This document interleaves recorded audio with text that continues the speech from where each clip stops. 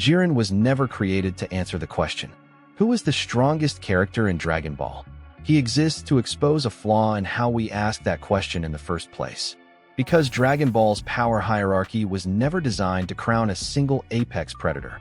It was designed to survive power. Gods of destruction are not positioned as the strongest possible beings. They are positioned as stabilizers.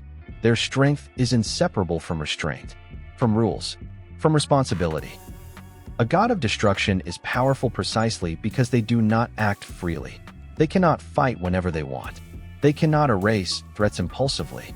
They cannot unleash their full power without consequences. Their authority matters more than their output.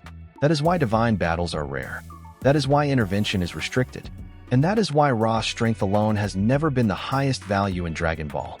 Jiren does not violate this system by overpowering it. He bypasses it entirely.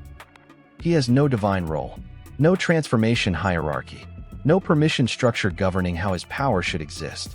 Jiren's strength is not integrated into the universe. It is detached, and that detachment is the point. Dragon Ball does not introduce Jiren as a god slayer. It introduces him as a variable the system was never meant to account for. So when fans say, Jiren is stronger than the gods, they confuse independence with supremacy. The Tournament of Power quietly makes this distinction clear. If Jiren's strength truly replaced divine authority, the tournament would have collapsed instantly.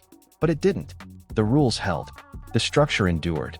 The framework contained him. Despite repeated clashes with a fighter who relied on nothing but force, the system survived intact.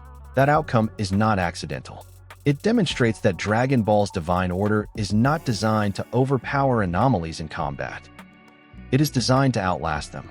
This is where the fandom's psychological error becomes visible. Strength is treated as a crown, something to be claimed, something that elevates the individual above the system. But Dragon Ball consistently frames uncontrolled power as unstable. Broly, Zamasu, Jiren, all represent strength severed from integration, and none of them are allowed permanence. They appear, they destabilize perception, and then they are resolved, without restructuring the universe around them. Jiren's isolation mirrors this role perfectly. Absolute self-reliance, rejection of interdependence, power without accountability. That mindset does not ascend hierarchies. It exists outside them, until the system no longer needs it. The uncomfortable implication is simple. Jiren was not written to surpass the gods. He was written to prove that gods are not meant to compete with raw strength at all. They are meant to endure it. And Dragon Ball has still not shown us what happens when an anomaly refuses to disappear and demands to become permanent.